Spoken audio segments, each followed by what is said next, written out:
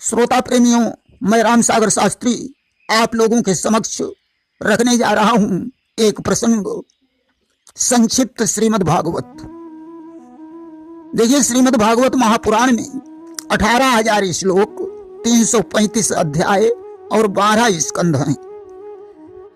प्रथम स्कंध में भगवान के 24 अवतारों का वर्णन किया गया है तथा 17 पुराणों की रचना करके भी जब व्यास जी को शांति नहीं मिली तो उन्होंने देवर्षि नारद से शांति का उपाय पूछा कि 17 पुराण रचि राखे व्यास ज्ञानवान, हेतु जग ठान तहु शांति नाही पाई है। नारद सो पूछी, ऋषि बोले सब कियो है, किंतु हरि गाथा शुद्ध नाही देव कहूं गाई है। नारद ने कहा, अपने भगवान का शुद्ध रूप से सांगोपांग चरित्र नहीं गाया है। आज नारद जी ने व्यास जी को चतुश्लोकी भागवत सुनाई। आमेवास्मेवाग्रे नान्यदयत सदसत परम, पंचादहम यदेतच्च यो वशिष्येत सोऽस्म्यहम्।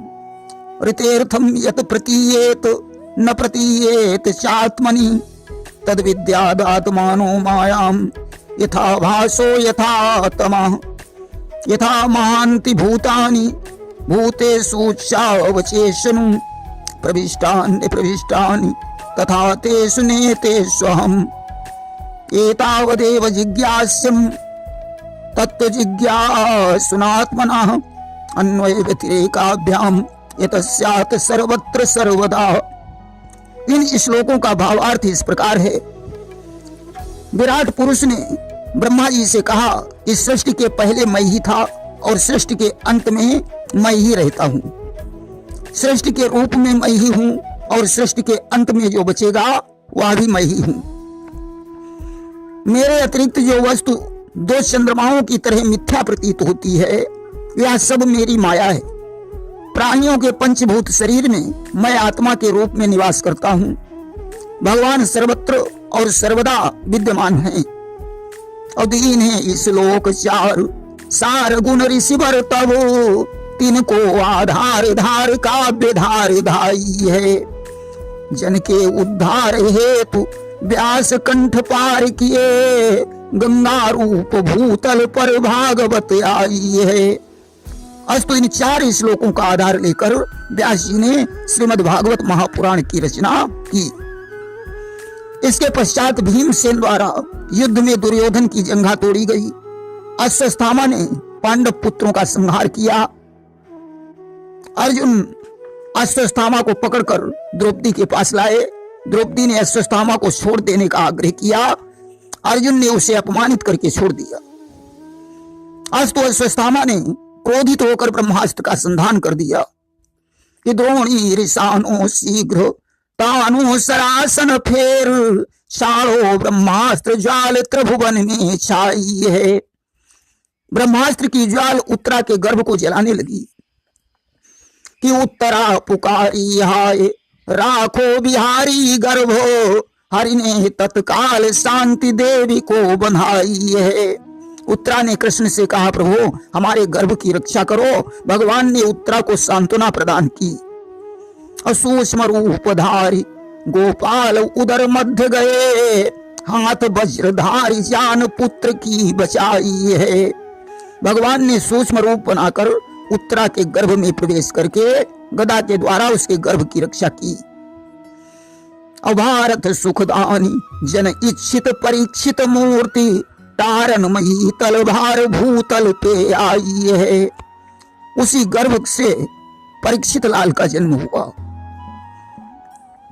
इसके बाद धर्मराज का राज तिलक हुआ। बाबा भीष्म परलोक को चले गए।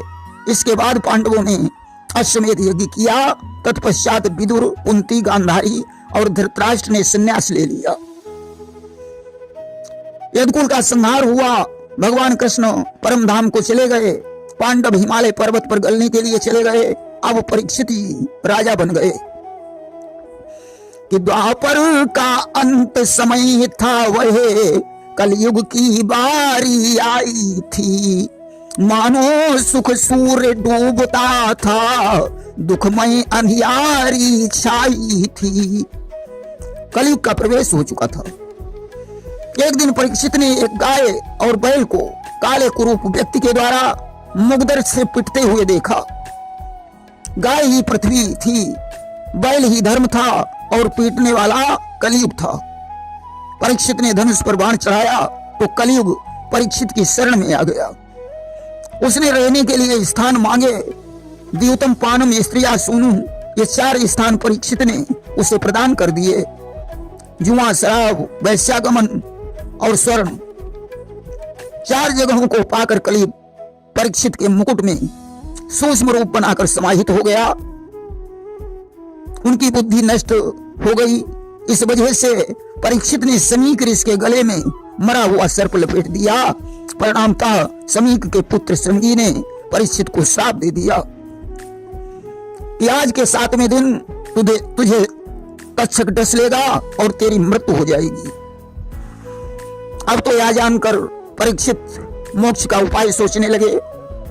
गंगा जी के पावन तट पर 88,000 ऋषिवृंद एकत्रित हुए। वहीं पर परमहंस सुखदेव जी पहुंचे। राजा परीक्षित ने उनका स्वागत सत्कार करके मोक्ष का उपाय पूछा। देखिए, 2 स्कंद में सुखदेव जी ने राजा परीक्षित को धीरज बनाया और कहा, श्रीमद् भागवत कथा के द्वारा तुम्हारा मोक्ष हो जाएगा। 3 स्कंद में सुखदेव जी ने सृष्टि की उत्पत्ति का वर्णन किया। सृष्टि के विस्तार को देखते हुए ब्रह्मा जी ने भगवान से याचना की तो उन्होंने वाराह रूप धारण कर हिरण्याक्ष को मारकर पृथ्वी लाकर जल पर प्रतिष्ठित कर दी तथा यहीं पर उन्होंने कपिल के जन्म का वर्णन और नरकों का वर्णन किया है। 4 स्कंद में सुखदेव जी ने सृष्टि के विस्तार का वर्णन करते हुए पावन शिव चरित्र का प्रसंग सुनाया, जिसमें सती जी ने पिता की यज्ञ में अपने शरीर को छोड़कर पार्वती के रूप में हिमालय पर्वत पर जन्म लिया। शिव पार्वती का विवाह हुआ। कार्तिकेय का जन्म हुआ, जिन्होंने तारकासुर का हनन करके देवताओं को सुखी बनाया। इसी स्कंद में उन्होंने वेणुप्रथ का आख्यान तथा ध्रुव चरित्र का वर्णन किया। 5वें स्कंद में सुखदेव जी ने राजा प्रियव्रत के वंश का वर्णन करके जड़ भरत का आख्यान सुनाया तथा भूगोल खगोल का वर्णन किया। 6वें स्कंद में अजामिल ब्राह्मण की कथा तथा महात्मा दधीच के त्याग का वर्णन किया। 7वें स्कंद में प्रहलाद का पावन चरित्र तथा आश्रम के धर्मों का वर्णन किया। 8वें स्कंद में उन्होंने गजेंद्र मोक्ष की कथा तथा सिंधु विमंथन बलिवामन चरित्र और मत्स्यावतार का वर्णन किया।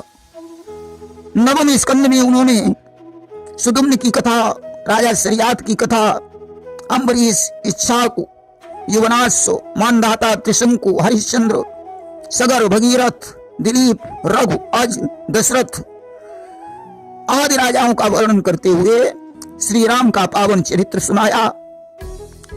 परशुराम, नहुस, अयाति, दुष्यंत, रंतिदेव आदि की कथाओं का वर्णन किया। 10वें स्कंद में उन्होंने भगवान श्री कृष्ण के पावन चरित्र को सुनाया। वहीं 11 स्कंद में यदुकुल का संहार हुआ।